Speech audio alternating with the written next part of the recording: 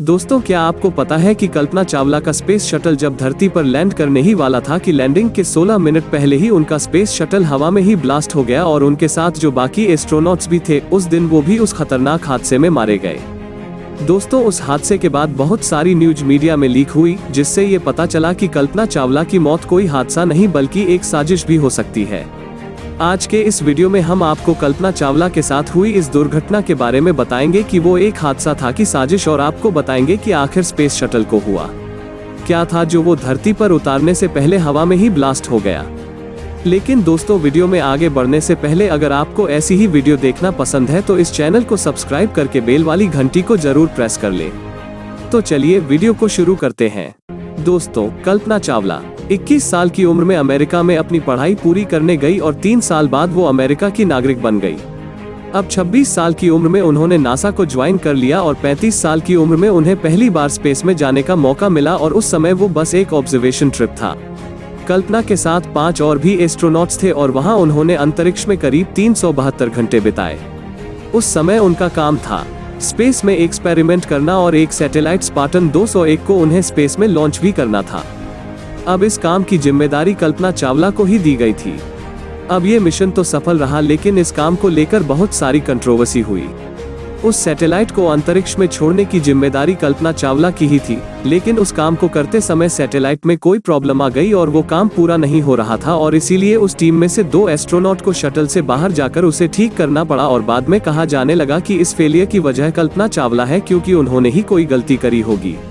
अब 5 महीनों तक ये आरोप कल्पना चावला पर लगता रहा, लेकिन 5 महीने बाद नासा के इन्वेस्टिगेशन में ये पता चला कि वो सैटेलाइट कल्पना चावला की गलती से नहीं बल्कि जीनियस में हुई मिसकम्युनिकेशन की वजह से हुई थी। अब यह समय कल्पना चावला के लिए काफी मुश्किल रहा, लेकिन फाइनली कल्पना चावला को बेगुनाह साबित कर दिया गया।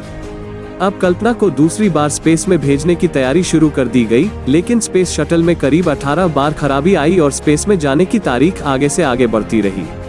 अब इस मिशन का नाम था स्पेस शटल कोलंबिया STS-01 और कल्पना चावला सन 2003 में स्पेस के लिए उड़ान भरती है। अब उनके साथ इस मिशन में 6 लोग और भी थे। वहां सब कुछ ठीक रहा और उसके करीब 16 दिन बाद वो अपना मिशन पूरा करके वापस आ ही रही थी और टीवी पर भी उस दिन सिर्फ यही न्यूज चल रही थी। लेकिन अचानक से यह सारी खुशी एक मातम में बदल गई। स्पेस शटल धरती पर लैंड होने से 16 मिनट पहले ही क्रैश हो गया। दोस्तों, अब ये हादसा हुआ क्यों? बाद में ये पता चला कि इंसुलेशन का एक बाहरी शटल टूट गया था।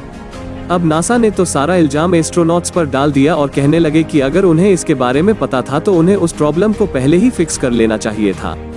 जब स्पेस शटल धरती के अंदर एंटर कर रहा था तो उस छोटे से डैमेज की वजह से बाहर की गर्म हवा स्पेस शटल में घुस गई, जिस वजह से स्पेस शटल टूटकर बिखर गया और कल्पना चावला की उस हादसे में मौत हो गई। कोलंबिया हादसे से पहले ही मीडिया रिपोर्ट्स के मुताबिक पहले ही पता चल गया था कि ये स्पेस शटल जमीन पर नहीं उतरेगा और कोई भी एस्ट्रोनॉट नहीं बच पाएगा, लेकिन फिर भी नासा ने एस्ट्रोनॉट्स को कोई जानकारी नहीं दी। अब इस बात का खुलासा मिशन कोलंबिया के प्रोग्राम मैनेजर ने किया था और उन्होंने बताया कि उन्होंने एस्ट्रोनॉट्स को इस बात को नहीं बताया क्योंकि वो नहीं चाहते थे कि वो एस्ट्रोनॉट्स अपनी जिंदगी के आखिरी लम्हों को घुट घुट के जिए, और उन्होंने यही ठीक समझा कि हादसे से पहले वो बस खुश रहे क्योंकि मौत तो वैसे भी आने ही वाली थी। वैसे ऐसा भी हो सकता था कि अगर उन एस्ट्रोनॉट्स को प्रॉब्लम का पता होता तो हो सकता था कि वो स्पेस में अपनी प्रॉब्लम सॉल्व कर लेते और उनकी जान बच जाती। दोस्तों, वैसे आपको क्या लगता है कि नासा को वो बात उन्हें बतानी चाहिए थी या नहीं? कमेंट में हमें जरूर बताएं। और हमारे देश की कल्पना चावला के लिए एक लाइक तो जरूर बनता है और इस चैनल को सब्सक्राइब जरूर कर लें।